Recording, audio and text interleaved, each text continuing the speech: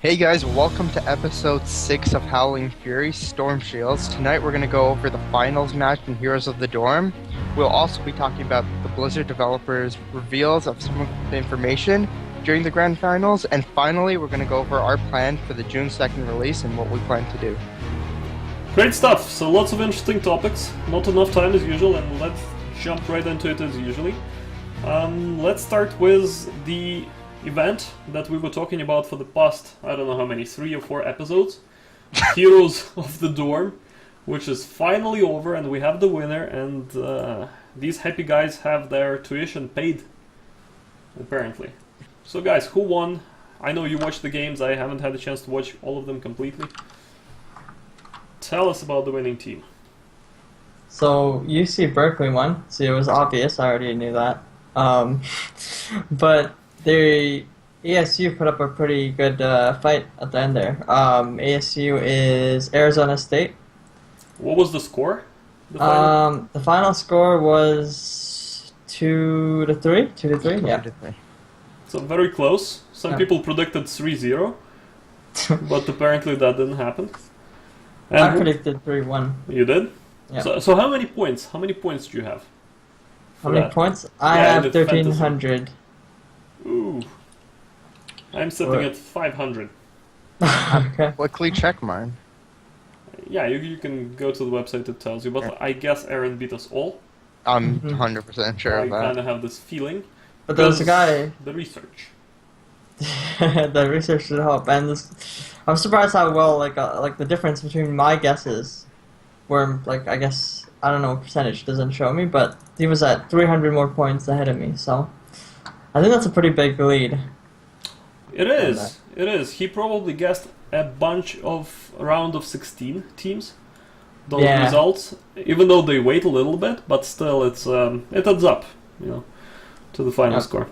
So Berkeley, the first champions of Heroes of the Dorm. We know they had some players that are taking the game really seriously, and that was probably a big factor in that win. So what did they get for the wins? It's not just tuition money, is it? There were some other prizes, I believe.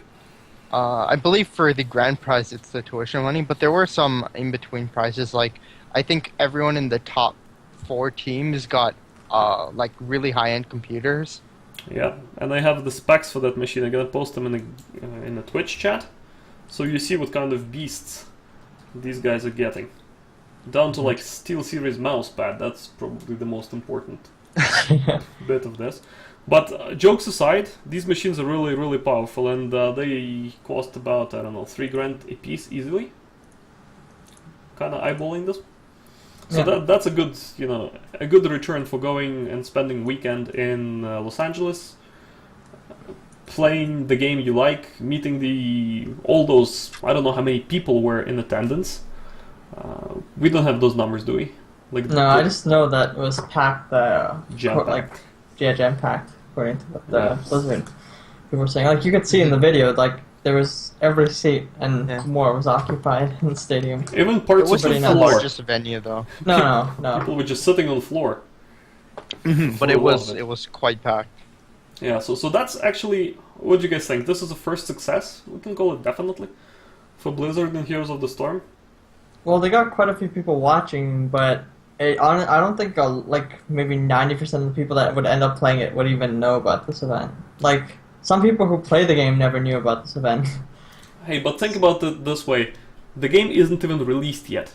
Yeah. And they already, like packing a full hall of fans and doing the casting on ESPN as well as Twitch. And now I hear the games are up on the Blizzard YouTube channel. Yeah. So, in my opinion, this is a huge success for something that wasn't even released yet. Yeah, and the production value of the actual event was, like, insane. The stages looked amazing. Yeah. And, like, if you were just flipping through and you happened to catch it, it caught your eye right away. Yeah, so magnificent event, and I know we like to compare Heroes of the Storm to other games of similar genre. I know they don't like calling this a MOBA because it's a hero brawler. But would you say it's the production value and the event itself, the LAN event, is it comparable to the biggest Dota and League of Legends and Smite tournaments? Well, it was like a small tournament. It was only 1 day, but in terms of like production quality, yeah, it seemed pretty high. Like they had their own stage, they had their own like lighting and everything. So it seemed like they took a lot of work into actually setting this whole event up. I think they're taking it seriously. Yeah, quite seriously. Right. So the winning game, it all came down to the one final match. Do you guys remember any highlights, any like good plays? Was it a close game or was it a complete wipeout, 5-level difference? And No, it was a really close game, and I think the turning point in the game was right at the end. I think it was ASU. Is it ASU? yeah. Yeah, they made a mistake and they were backing a little bit too close to the enemy base, and that's the point where the game turned. And it was probably within the last 2 minutes from there that they won. so If it wasn't one for that mistake, if it wasn't for that exact moment, I think the game would have maybe even gone on a little bit longer because of how close it was. oh my god, that must suck for them. These guys Yeah. probably feel horrible. That's And they the were thing playing about- really well up until that point. So They would you just think sucked they could win if that mistake didn't happen? Is that what you're saying? Yeah, I don't think anyone went into that last game knowing exactly who would win, just because I think people expected Berkeley to do a lot better in the first few games and just kind of steamroll out of control, just because they seemed unstoppable. And ASU was kind of the underdogs going in, but they pulled through. They were really good against the map and trying to take objectives and things like that. And while I think Berkeley had better individual players, I think ASU played well with the map itself. So what was the final map? Dragonshire? Dragonshire, my favorite. I believe it definitely was. must watch this game, and maybe we can even cast it if there is enough demand for it. Kind of do a retrocast. We know the outcome, but go over the plays and see. Just what the highlights, teams maybe. Did, yeah. That could be very interesting to do. So do we have any information what picks they had? Kind of break down, if one team was outpicked off the bat, or whether it was like really close. For the last game? For the last game, yeah, for the We showdown. Let me grab it so we can talk about Yeah. this. Definitely. I think it warrants our attention for sure. I know in one of the games that they were playing, they stole Illidan from the opposite team, but it actually worked in their favor. It They did? stole it. Yeah. They actually did some pretty good damage. Like they won that game, so yeah, worked out pretty well for them. Yeah, actually, to bring up that point, I was going to say it after we went over all the games, is Illidan won every single game that he was on the team.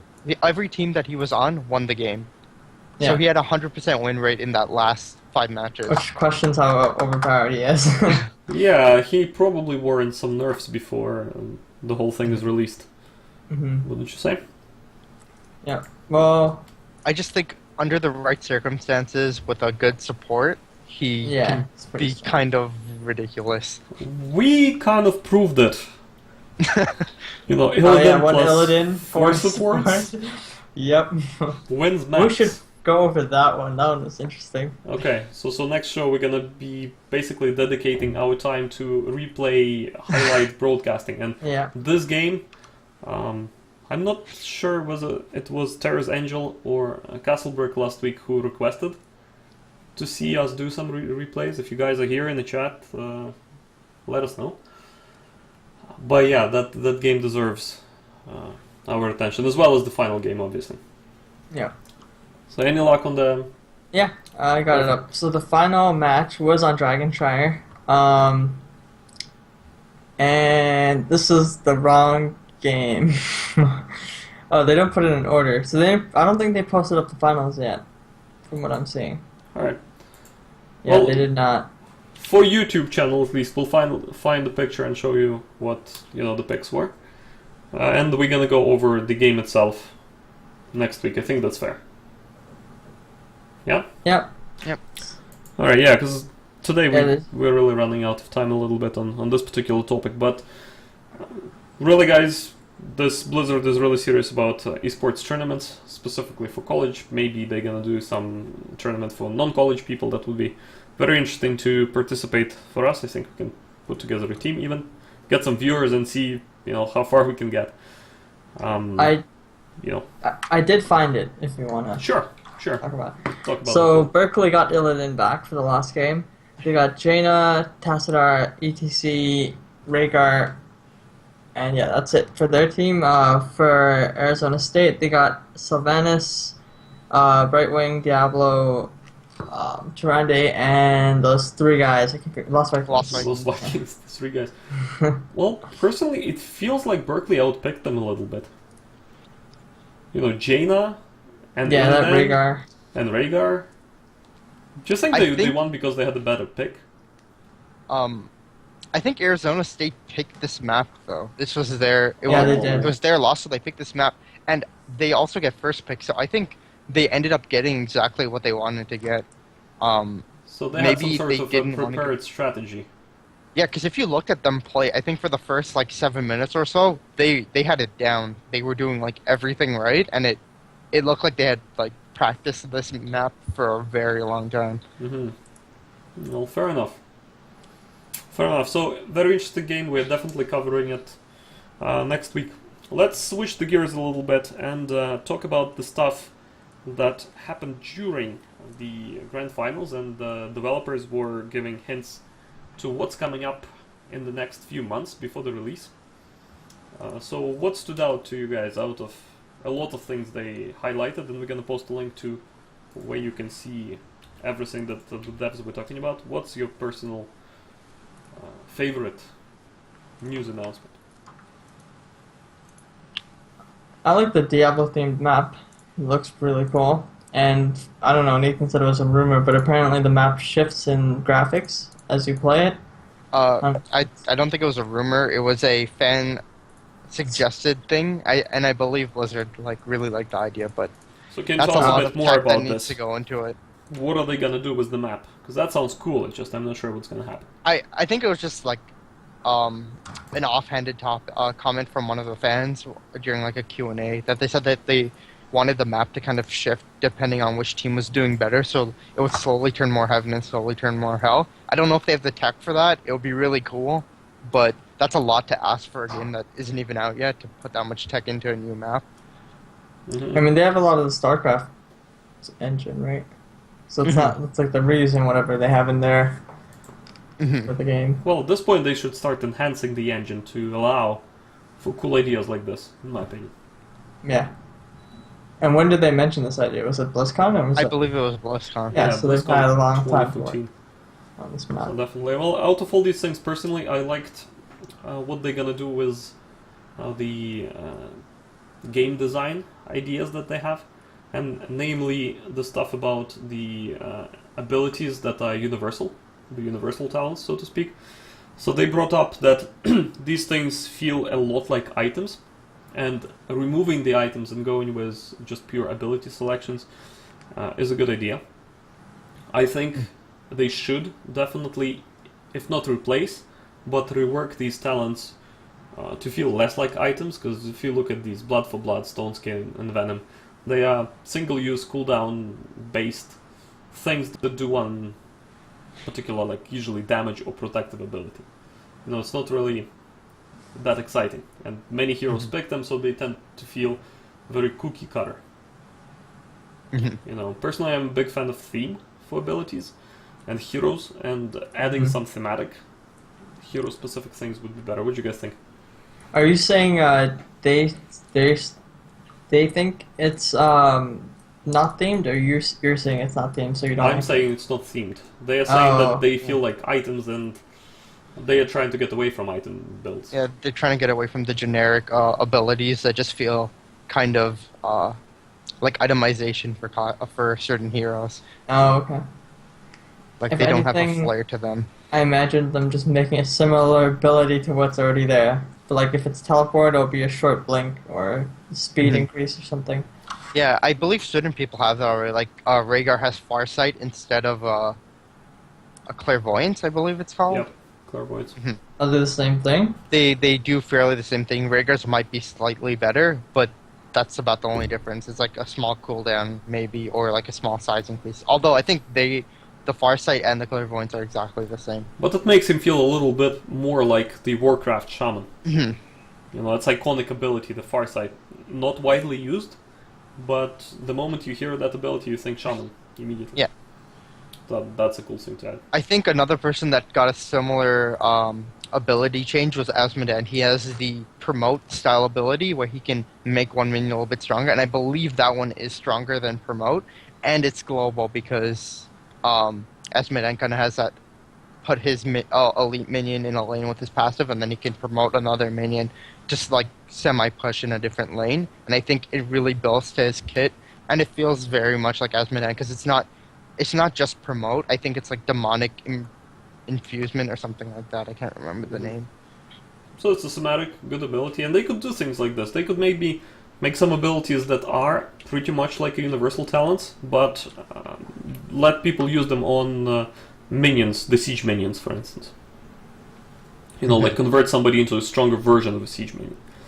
Or replace Envenom with, I don't know, some sort of like a paralytic poison, where it adds a little bit of stun to your attacks for the next 8 seconds. Gonna make it slightly different and slightly more exciting for people. So another thing that these guys were talking about, the developers, was Vala, and the thing was Vala. So can we shed some light on that? Yeah, I believe that they were looking at the popularity of Vala, and they were okay with it because they believed there was a combination of her being easy to pick up, low cost, and accessible to a lot of people because they have the Diablo pre-order bonus, I believe it was. So her popularity is due to that, and they don't see it as a bad thing that she's played a lot because of that, because she's an easy hero to get into, and she's quite rewarding in that sense too. But even in Heroes of the Storm, Vala was like the most picked hero through the whole group stage. Right? So clearly it's not just easy to learn, easy to pick up, it's a very competitive hero. Wouldn't you say? I'd say so. I think the reason she's so popular along with all those things is because she's a nice addition to any team. She doesn't hold back a team in any form. She doesn't need a specific hero to play around. She's just all around good. And I don't think they need to nerf her in any way. They don't need to make her a niche hero. There are some heroes that should be those general heroes that can kind of fit into any team and play the generic damage dealer role. So if you just need someone to do damage, they're always there. You got her. Well, that's an interesting point. What do you think, Aaron? Should she be nerfed or leave Vala? No, I think she's fine where she is. I play a lot of Vala, so... Oh, so you're biased a little bit. Yeah. I think she's fine. She has a good escape, she has good damage, she's like, yeah, overall pretty solid character. Well, I don't think she's OP. Fair enough. I think that she should be nerfed a little bit because she is that easy and provides very high benefit for playing her. Maybe I would turn down her escape mechanics a little bit because catching Vala is a little bit difficult. But again, I play Nova, and catching people should be difficult in my case, right? With stealth and all that. There was another thing that I should touch on, was these development leaked things, well, announced rather. So Diablo, there is this whole thing going on Reddit about what should happen to Diablo, whether they should change his abilities or whether they should keep these abilities that Diablo currently has. How do you guys feel about that, like Diablo specifically? I like him. I think he's perfectly fine. I think a lot of these complaints had to do with before they did a little rework and quality of life changes to him, because he used to be really clunky where you would throw someone away and you'd have to walk up to them to flip them over. So you would have to only use this combo to flip and then push them into your team. Whereas now you can push and then flip them over, and they'd still be in a very bad spot. And I think those quality of life changes made him far better than he previously was. Yeah, I never played him before he was gimped or whatever. I played him after that, but yeah, he seems like a pretty solid hero. Like, his lightning breath does a lot of damage. He's really good at engaging fights. Like, you can run in with him without fearing death because you also have your trait, which brings you back if you have enough souls. Plus, you're a very hit point rich hero. Yeah. Right? He's a tank, the warrior. So he can take a lot of damage. Have we seen a lot of Diablo in the Heroes of the Dorm professional kind of games? Was he a popular choice? Do you remember? I think he was there quite a bit. I don't think he was anywhere near ETC level, but I think he was picked in a lot of situations where they wanted to play very gank-oriented play, because he's really strong early game with his combo. Yeah. I don't know. I think there were a few games, though, that he was just left out. I think people actually opted for Chen a few times, too, which I found a little bit strange, but Yes, apparently he's change. popular in EU. Well, that's good, probably, to observe some of those games. Mm-hmm. Yep. I don't know. Myself, again, I like thematic heroes, and Diablo just doesn't quite fit the theme of Diablo, being the Lord of Hell. Mm-hmm. His abilities seem a little bit too cartoony and not enough fire. That's my feedback. They should do something where he has more I think fire. my problem with him has to do with his fire stomp ability. It doesn't have that oomph that you want. It doesn't feel very effective, and it only starts to deal real damage when you get the level 16 trait that lets it come back to you and deal more damage. And that's when it starts to feel like quite strong and lets him clear waves really quickly. I think they need to tune that up a bit, or at least visually give it more impact so it feels a little bit stronger. They don't want to tweak his numbers too much. Well, if anything, that should set people and minions and creeps, everything it touches, on fire, that they get some sort of damage over I think time. that's one of the buffs. One of the level 16 I think things. It is? Yeah. Huh. I don't know if it's level 16, but when you do your fire stomp, you deal fire damage Yeah, it's around level you, 16. right? Is it level 16? But graphically, it should set things on fire. They are on fire. Oh, okay, perfect. Yeah. So I got my wish. Don't change Diablo. This is perfect. The theme is complete. I clearly haven't played enough Diablo to get him to higher levels for that. I think I have him at like level 2 or 3 or something like that. Mm-hmm. Yeah, I believe it's one of the third talents. Yeah. Or actually, it might be one of the first ones. So lots of exciting stuff. And we posted a link. We'll also add it to YouTube where you can read more about what else was leaked and announced and stuff like that. So this is all in preparation of June 2. So we know there will be new heroes, we know there will be new battlegrounds, potentially some ability revamps. They also promised to do open beta where new players will enter the fray, and probably we're gonna see some changes to the quick match and ranked and even team league queue times. That would be very welcome, in my opinion. So let's kind of plan out ahead for ourselves with all this stuff dropping on June 2. What should we do to settle the viewers that we have and the future ones that we're gonna acquire into, kind of be more informed and more prepared for this game launch, and so people don't feel left out, especially the ones that didn't have a chance to play the beta? Some ideas.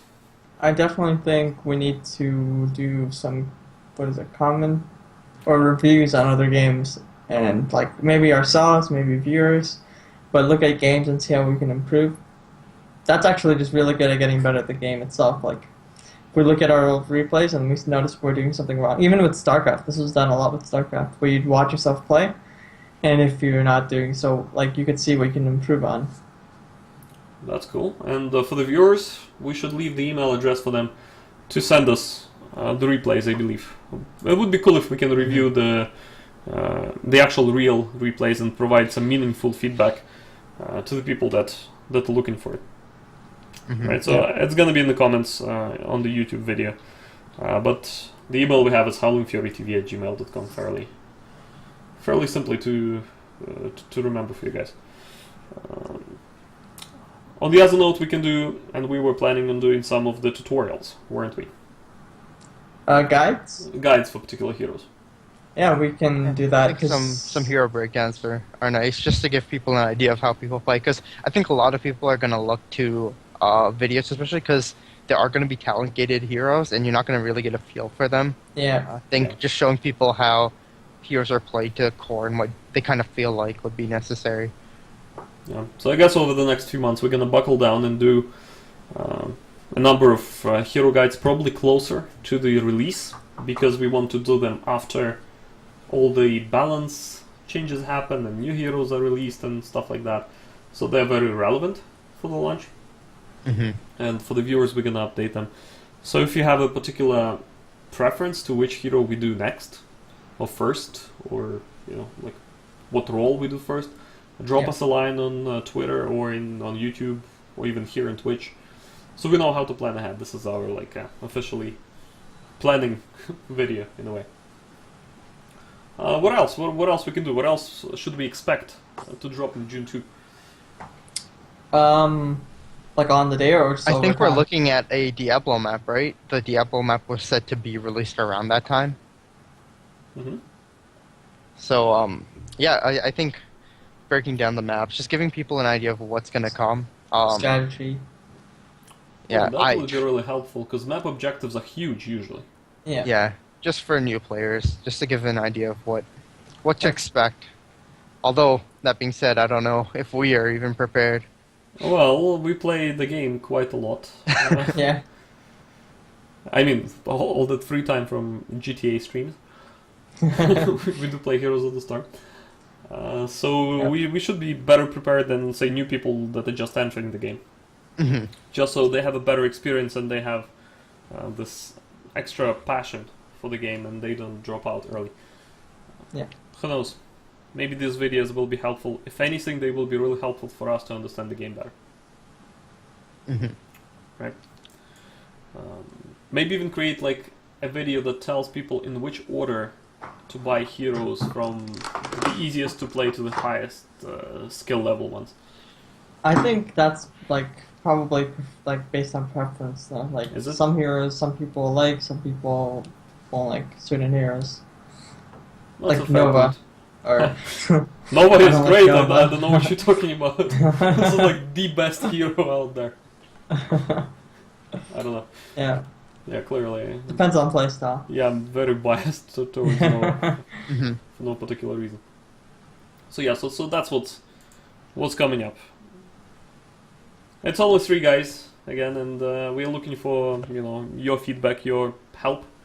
If you want to help us with the guides or have ideas that kind of guide us towards what we should do, drop us a line. Maybe even stop and chat with us a little bit. That would be very helpful. Let us know if you liked what was it, episode 3 when we had a guest on the show. Yeah, Oh, yeah. nice to get some more guests. Get Yeah, some we could in probably here find too. more guests and see what they have to say about the game. Because I think that was a great episode, so we should Getting do more of some this. fresh thoughts in here. Yeah, but at this point, again, as usual, we are running out of time. So on this particular note, I'm gonna wrap this up with the usual thanks to my co-hosts. Aaron Walks Aquera, follow him at Nazarglaive on Twitter, says on the screen right there. And Nathan HP Sequeira, follow him at HPOG, also on Twitter. I'm Skaggy, you can follow me at I'm Skaggy.